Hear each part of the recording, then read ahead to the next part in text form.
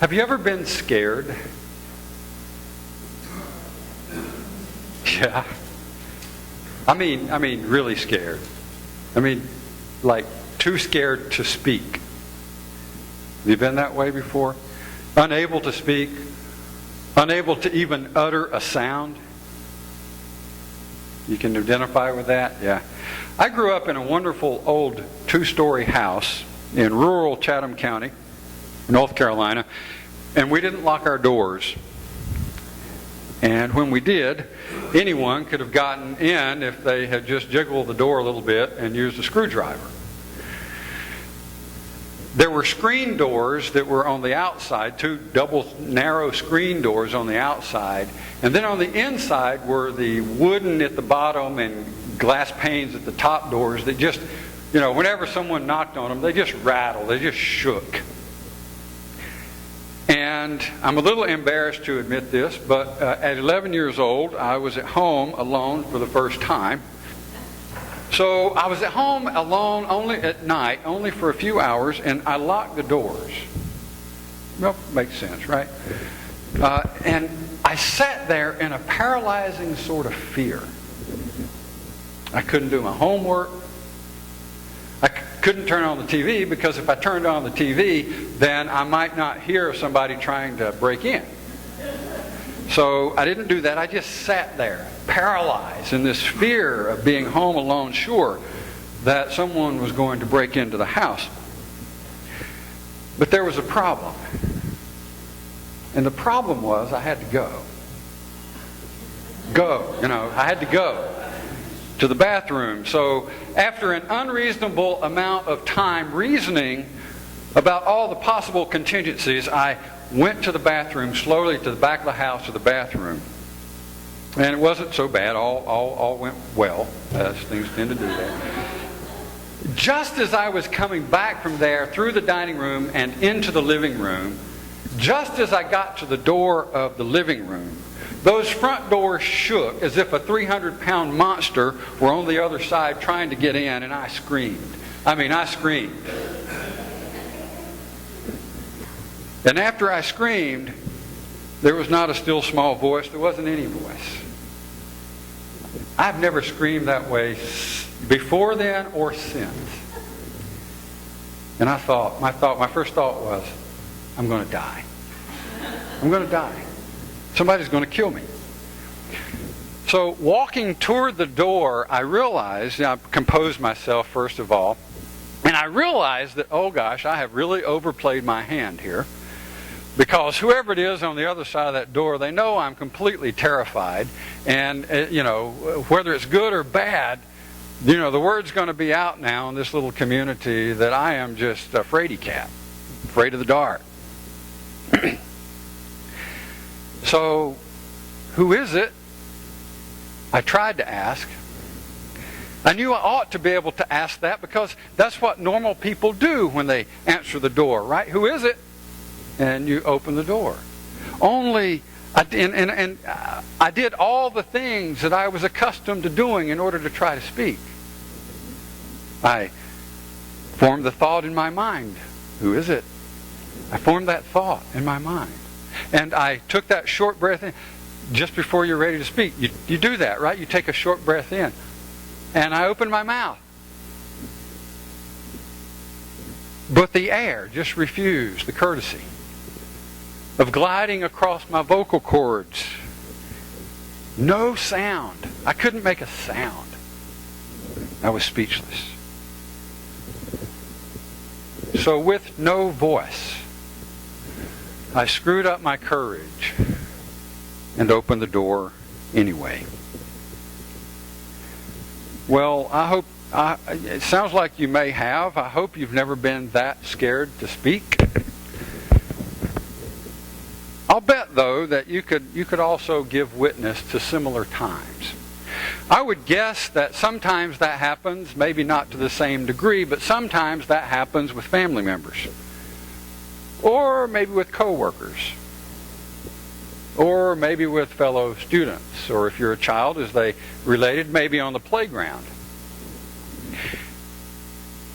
Let's say you're at Thanksgiving dinner, or you're in the break room at work. And since no one there won the lottery, right, the conversation has returned to other really fun subjects like the Republican presidential candidates, or the tax and spend liberal Democrats, or the sensible gun safety legislation, or Arab Americans, or immigration. I know, fun topics, right? The odds of having a pleasant conversation in that situation around any of those topics aren't much better than your odds of winning the lottery. Because someone is going to say something, and it's going to cut across your heart. And it's going to open up some of those old wounds of the world. Old world wounds.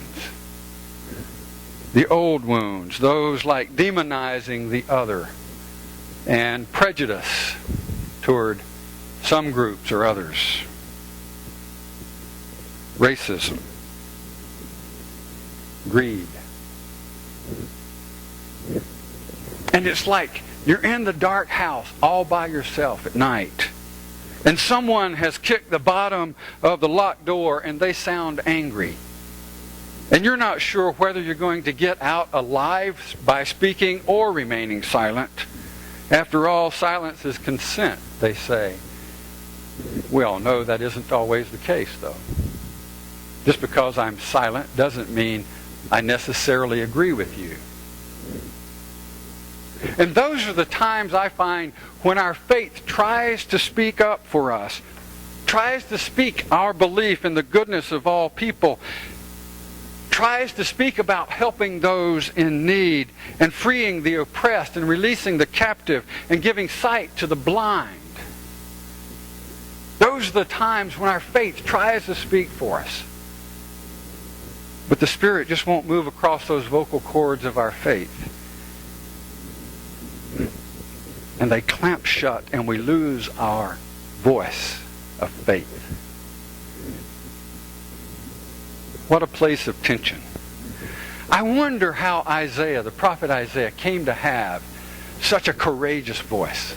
I wonder if he ever had trouble speaking up.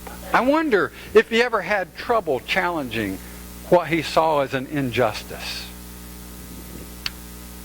And I imagine there was probably a time like that for him. Maybe not when he was as scared as I was. Maybe not when he lost his voice completely, but I imagine there was a time before he was a prophet when he saw some things that were wrong and saw some injustices and didn't know what to say, how to respond. Because how do you respond when someone is challenging something, a belief, one of your own values, something you hold dearly?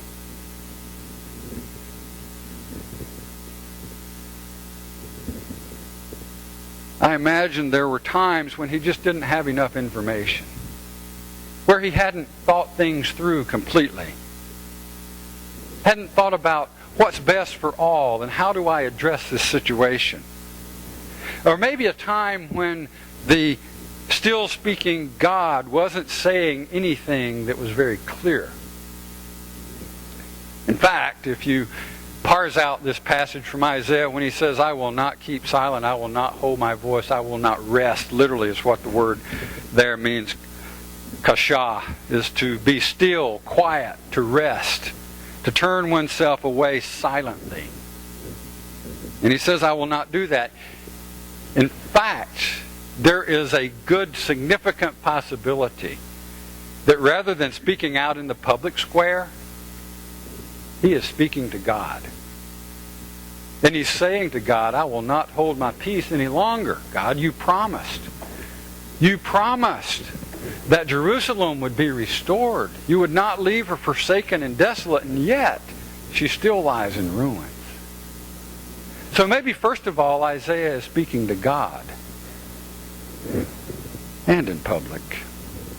Any of those things, not hearing the word from God clearly, not having enough information, not thinking things through, can make it hard to speak when one needs to speak, even in the face of injustice. Any of those things can put a person of faith in the place of the prophet, in the prophet's place as Brooks Burnt reminds us, is often a place of such tension between what is and what ought to be, between the status quo and God's justice. Isaiah's reality is that promises have been made but not fulfilled. The reality is Jerusalem is still in ruins, forsaken and desolate. Isaiah has been told just in the previous chapter that he will bring good news to the poor, release the captives, recovery of sight to the blind. And the city will be even greater than its former glory, but right now it's still in ruins. So there's a tension between what is and what should be. Well, Isaiah, like us, has a few options in this situation. What are some of his options? Well, he could just let it go. He could turn away. He says he can't, but that's an option. We always have that option. We always have the option of not speaking to these kinds of situations. He can opt out of the conversation altogether. He can keep silent and keep it all inside, a personal sort of lament about the current state of affairs. Even though one knows there is injustice happening, one can keep quiet about it and not make any waves, not cause any problems. Just let it go. He could do that. He has the option of living with the sin of knowing there's injustice but not addressing it. Problem is, though, that Isaiah does know about injustice. It's not like he complete ignorance. He knows there's injustice going on. Injustice that God has not acted yet. Injustice of the people who are still oppressed and suppressed and captive. He knows these things. So if there ever was a time when he could plead ignorance, that time is past. He knows now. He knows too much, in fact. He's seen too many images of desolation and ruin and destruction of Jerusalem. He's heard too many words of promise from powers that be, including the God of his understanding. So maybe what he knows, so knowing what he knows, he has no option really. He must speak because he knows too much. He has no option but to stand in the tension between what is the present reality, the status quo, and what should be, what needs to be. He can't keep silent. He has to speak and expose the contrast. So, if there ever was a time when he was too scared to speak, that time is past and he's no longer afraid.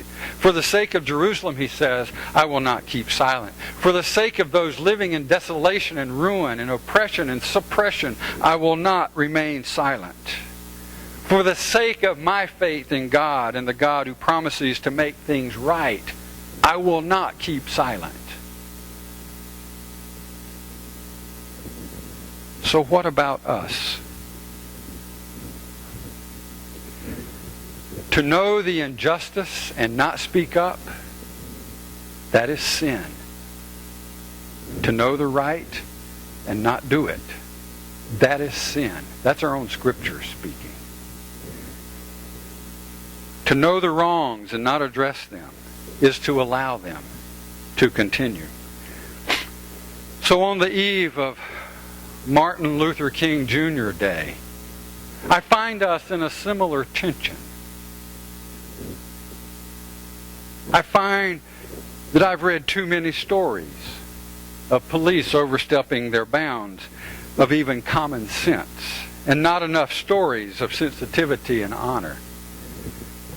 I've seen too many images on the TV and on the internet of black men gunned down, black men sent to prison systematically and intentionally to suppress and oppress them. And not enough stories of white people speaking up and speaking out as prophets against the systematic racism of the new Jim Crow.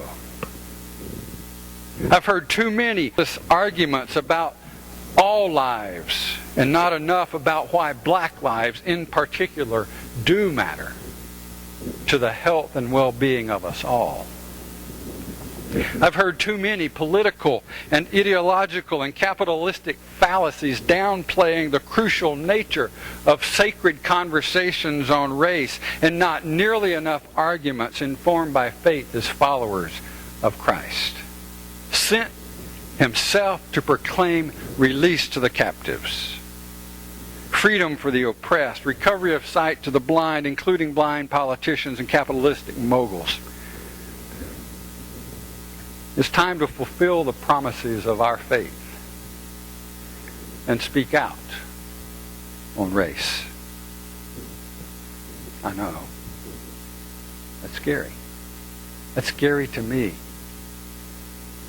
I wasn't nearly as afraid to speak out on the injustices and discrimination against lesbian, gay, bisexual, and transgender people as I am to speak out on race.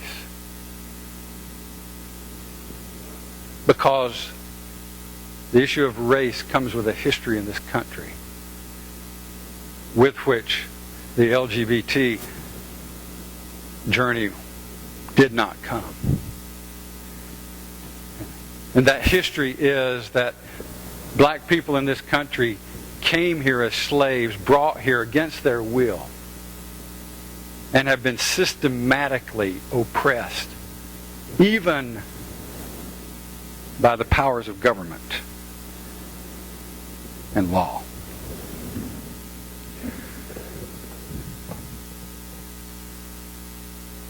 This is a formidable task. It means building relationships we wouldn't otherwise build. It means forming partnerships that we wouldn't otherwise form. It means getting together on task and message of this church, and that will not keep silent on injustices that occur with regard to race. I would expect us, like Isaiah, to be informed, to be educated, to have the conversations that need to be had in order to understand the issues clearly, so that they can be addressed sufficiently. Like Isaiah, who knew the history and why that issue was a matter of faith for him, let us be so informed. Our Lenten Bible study on race is one way to begin that process. The workshop on February 6th at UC Chapel Hill with the UCC General Minister and President John Dorhauer, who did his research on race and white privilege, is another great opportunity to begin that process, a first step in addressing the causes in our own hearts about this. Attend and help out at the community dinner or the pancake breakfast. We get an opportunity there to interact with people who are different from us, different racially, different socioeconomically. We get an opportunity to do that in those places, right here in this church. Sit down and talk with someone of a different race. And here's a really simple exercise on how to begin that process of educating yourself about the issues. Really simple exercise for 98% of us sitting here.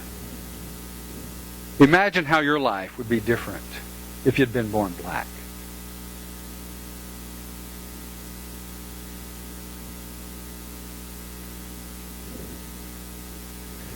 Read a book.